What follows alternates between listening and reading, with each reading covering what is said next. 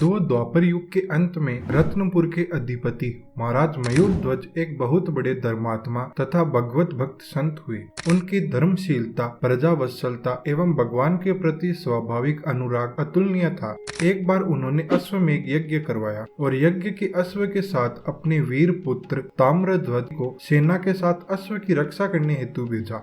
दूसरी तरफ उन्हीं दिनों धर्मराज युधिष्ठिर का भी अश्वमेघ यज्ञ चल रहा था और उनके अश्व के रक्षक रूप में अर्जुन और भगवान श्री कृष्ण साथ थे। मणिपुर में दोनों की मुठभेड़ हो गई।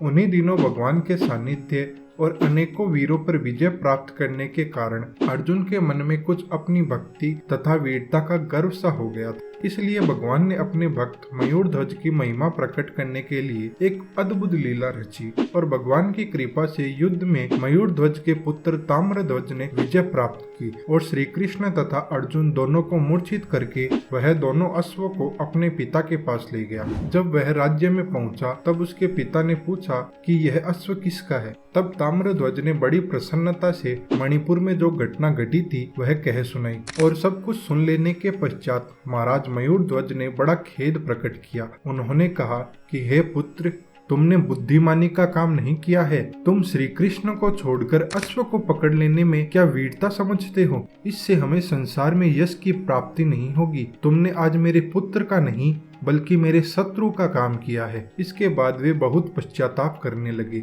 और दूसरी तरफ जब अर्जुन की मूर्छा टूटी तब उन्होंने श्री कृष्ण को अश्व के प्रति अपनी चिंता प्रकट की। तब भगवान ने ब्राह्मण रूप धारण किया और अर्जुन को अपना शिष्य बनाया तथा दोनों मयूर ध्वज की यज्ञशाला में उपस्थित हुए। उनके तेज और प्रभाव को देखकर मयूर ध्वज ने अपने आसन से उठकर उन्हें नमस्कार किया और स्वागत सत्कार करके अपने योग्य सेवा पूछी। तब ब्राह्मण वेगधारी भगवान ने मयूर ध्वज से कहा, हे राजन, जब मैं अपने पुत्र के साथ आपके महल में आ रहा था तब मार्ग में मुझे एक सिंह मिला। उसने मेरे पुत्र को खाना चाहा। मैंने पुत्र के बदले अपने आप को देना चाहा, पर उस सिंह ने उसे स्वीकार नहीं किया। बहुत विनय प्रार्थना करने पर उसने यह स्वीकार किया कि अगर राजा मयूर ध्वज पूर्ण प्रसन्नता के साथ अपनी पत्नी और पुत्र के द्वारा अपने आधे शरीर को आरे से चिरवा कर मुझे दे तो मैं आपके पुत्र को छोड़ सकता हूँ। तो हे राजन, आप मुझे अपना आधा शरीर दान में दें। राजा ने बड़ी प्रसन्नता से यह बात स्वीकार कर ली। उन्हें ऐसा मालूम हुआ कि इस वेग में स्वयं भगवान ही मेरे सामने उपस्थित है और यह सब बातें सुनकर संपूर्ण परिवार में हलचल मच गई। तब मयूर ध्वज की पत्नी कहती है कि हे ब्राह्मण देवता, मैं उनकी अर्धांगिनी हूँ, आप उन्हें छोड़कर मेरे आधे शरीर को ले लें। पर भगवान ने केवल राजा के ही दाहिने अंग की आवश्यकता बताई। उनके पुत्र ताम्रध्वज ने भी अपने आप को पिता की प्रतिमूर्ति बताकर सिंह का ग्रास बनने की इच्छा प्रकट की, पर भगवान ने उसकी प्रार्थना भी अस्वीकार कर दी। अंत में मयूर ध्वज हंसते हुए और उच्च स्वर में हे गोविंद, हे मुकुंद, हे माधव आदि मधुर मधुर नामों का सस्वर उच्चारण करते हुए बैठ गए और उनकी पत्नी और पुत्र आरा लेकर उनके सिर को चीरने लगे। सदस्यों ने आपत्ति करने का भाव प्रकट किया, परंतु महाराज ने यह कहकर कि जो मुझसे प्रेम करते हो, मेरा भला चाहते हो, वे ऐसी बातें न सोचे और सबको विरोध करने के लिए मना कर दिया गया।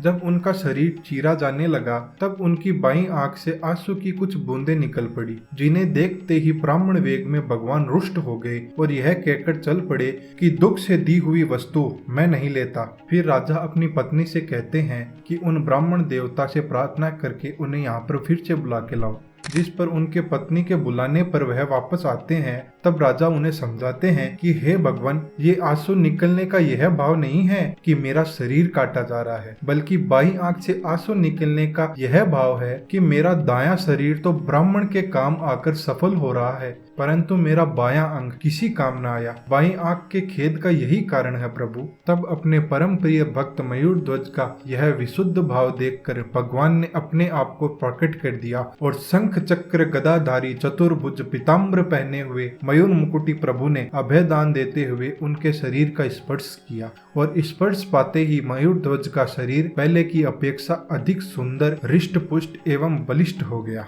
तब मयूर ध्वज भगवान के चरणों पर गिरकर स्तुति करने लगे। तब भगवान ने उन्हें सांत्वना दी और वर मांगने को कहा। तब मयूर ध्वज ने भगवान के चरणों में अविचल प्रेम मांगा और मयूर ध्वज भगवान से कहते हैं कि हे प्रभु, आप भक्त की कैसी भी परीक्षा ले, पर ऐसी परीक्षा न ले प्रभु। तब भगवान ने बड़े प्रेम प्रेम से उनकी अभिलाषा पूर्ण की और स्वयं अपने सिर पर कठोरता का लांछन लेकर भी अपनी भक्ति की महिमा बढ़ाई। अर्जुन उनके साथ साथ यह लीला देख रहे थे। उन्होंने मयूर ध्वज के चरणों में गिरकर अपने गर्व की बात कही और भक्त वत्सल भगवान की इस लीला का रहस्य अपने घमंड को चूर करना बतलाया। अंत में 3 दिनों तक उनका आतिथ्य स्वीकार करने के पश्चात अश्व लेकर वे दोनों चले गए और मयूर ध्वज निरंतर भगवान के प्रेम में रहने लगे। तो बंधुओं, इस प्रकार भगवान अपने भक्तों की परीक्षा लेते ही हैं। जीवन में कष्ट आएंगे, कठिनाइयां आएंगी, पर हमें भयभीत नहीं होना है। बंधु, हमें तो केवल मयूर ध्वज की भांति ही भगवान में पूर्ण आस्था रखनी है।